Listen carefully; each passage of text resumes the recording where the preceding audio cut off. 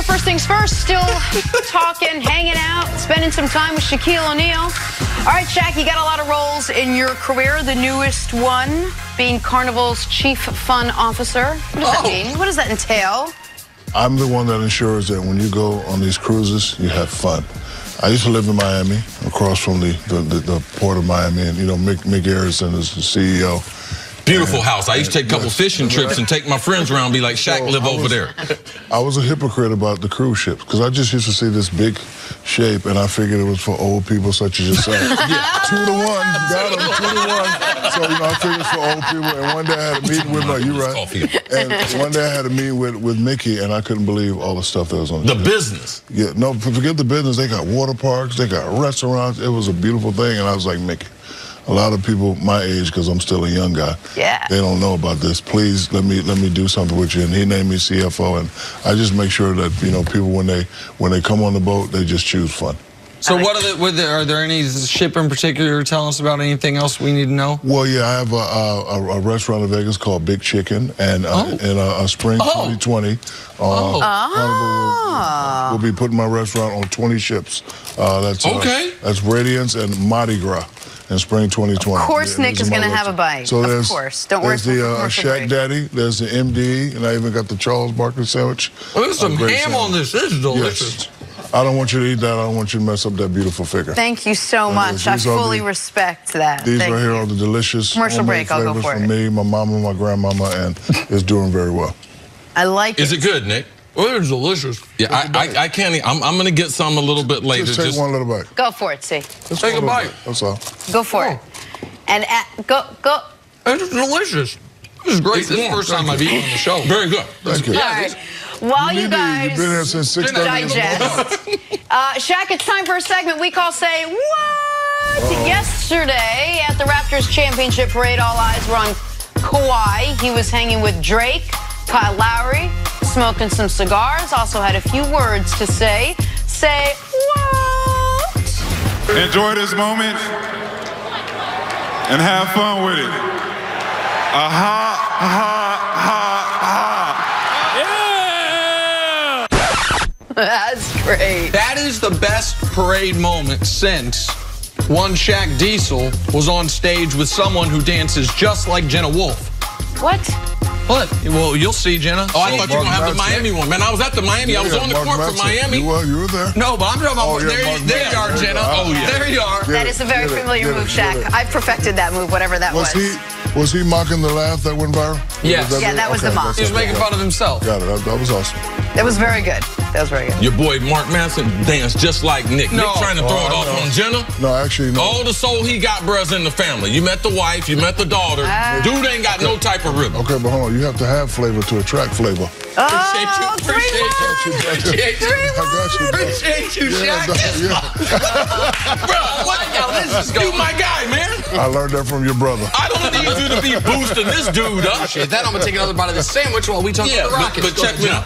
I did the, when we were casting for the show, and I interviewed with him, I had saw the pictures and everything and knew on principle that I could work with him. What we did when we aired it, I was like, no, he's not good enough for TV, but he got some stuff about him. Can you believe and I saw the family unit, bro. I saw what you saw, bro. Yeah. Okay. Let's talk about the Rockets. Let's do that, An shall we? article came out yesterday. Here we go, Shaq. I got food in my mouth. That article detailed some friction between James Harden and Chris chicken Paul. is fire. Among the conflict between the two about how to play down the stretch of playoff losses to Golden State. Shaq, how can these two resolve this? How are they able to move past this, be successful? Friction is good sometimes, but it's one word that you must have when you have friction. It's respect. Everyone knows about the Kobe Shaq story. We had a lot of friction, but we had respect. We had so much respect that after the first championship, when I put my hands up, who jumps in my arm? Kobe Bryant. Kobe. So it's okay to have friction. All that be nice and hold hands and win championship, I don't know if that's what it's about all the time. That's overrated. I think it's overrated because I hear a lot of horror stories. The Bulls had horror stories. Magic had horror stories. The Rockets had horror stories. So, but I know that you have to respect the person. I do think personally that James holds the ball a little too much because, again, it ain't about what you're doing. It's about what the others are doing. And if the others ain't in a rhythm, they can't help you win. No one guy can do it. Michael couldn't do it. I couldn't do it. Kobe couldn't do it after I left. D-Wade couldn't do it before I got there. You have to, work as a team. And when they got off the ball and Tucker was hitting shots and everybody was hitting shots, they looked unstoppable. That's why they were the favorite to beat the Warriors. But then, something happened where just, one guy keep taking all the shots, and you're not going to win like that. But for Chris Paul, how hard is it for an all-time great, of which he is, when you are at a different phase of your career?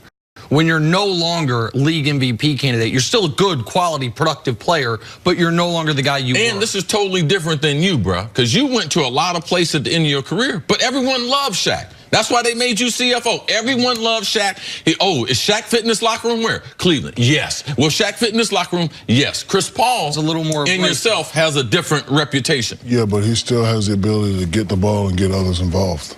That's what a point guard is supposed to do. A lot of teams, ever since Golden State entered the scene, a lot of teams have switched it up to just a guard oriented. Like, I haven't seen a guy post up at all. You see a lot of guards posting up, but, when we were playing, it was all about the big guys posting up.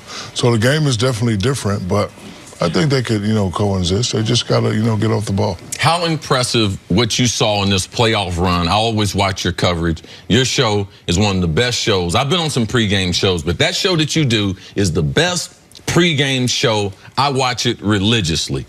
What did you think about what Kawhi Leonard was able to accomplish in this postseason? Listen, he plays the right way. I like his game that when he doesn't get a call go his way, he never makes a face. He never complains. He just plays. And, he's not a guy that's very flamboyant. He's not going to do a lot of things. He got an old school, new school game. Like, he'll just 1-2 dribbles, not really fast, just 1-2 dribbles, get to a spot and play.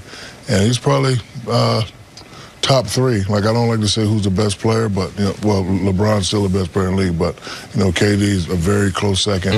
And I don't like to say who's the best player. These are your top 3.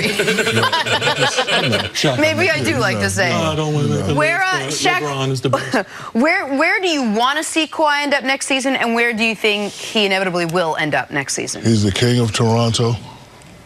He's the emperor of Canada. I wouldn't leave. You'd stay. Oh yeah. Do you think he'll stay though? I don't know him. I've never. He really doesn't talk much, so we can't speculate what he's going to do. But you asked the question. If I was him and I'm the king in a different country, I will stay there. Shaquilicus O'Nealicus would stay in Canada. You said when we were talking Lakers, a couple opportunities, when we talked about best duo and we talked about favorite, you said best duo is still the guys in Golden State. Favorite, still Golden State. I think most people would have thought that 2 weeks ago. But since Kevin Durant ruptured his Achilles and Klay Thompson tore his ACL, they're in more disarray than we've seen them in 5 years. First one, do you think Kevin Durant re-signs with Golden State? I don't know. You hear a lot of, listen, I watch all the sports shows. I watch this show. Everybody has an opinion or thought. I don't know. If he asked your advice, what would you give him? He's not going to ask my advice. He doesn't need my advice. He's already a great player, has multiple championships. He knows what he needs to do to run and control his brand.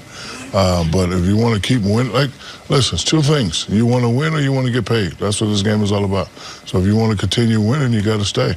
You want to get paid and you want to, run your own team and you want to, be the man, you come to the Knicks, right? So I don't know what he's going to do, but I know that he's definitely going to come back with vengeance. Not from an advice standpoint, but there have been very few players like you on and off the court. I remember reading a story about you as a youngster, I think 14 or 15, and your foot size at that time, you couldn't find shoes for yourself. Someone went out of their way to be able to get some shoes to you. And since then, I know that you go down to Freeman's and you've done a lot of different things, but there's a lot of young athletes that you've kind of adopted. And here recently, I saw that you were out with the kid, helping him buy shoes to be able so he could play on the basketball court. But I know your mom's had a great influence, your dad's had a great influence. But what makes a person keep giving after the way you've been given to society for such a long time? I came after I retired and I gave my mother a very flamboyant gift. She said, "Take it back." I said, "This is for you. I love you." She said, "I know, but you need to start doing stuff to brighten other people's day." That's what I want to see people say about you when I hear stuff now. So once a day, once a week, I just try to pick something out and just try to, make a person smile. So it came across my line that a lady and her 18-year-old son couldn't afford shoes. I went back. That was me. And we called Bruce. You know, my father called Bruce because we went to the Spurs. My father talked to Popovich. Popovich said, yeah, got Bruce. So we called Bruce on the line. I was going to prom. I was trying to get some burgundy penny loafers because I had a nice burgundy suit with a cold blazer. I was about to kill him. So anyway, we called Bruce, and Bruce said, yeah, Sarge, I'll see you the penny loafers. Price is $189. My dad was like, we don't have $189. Can we do a layaway?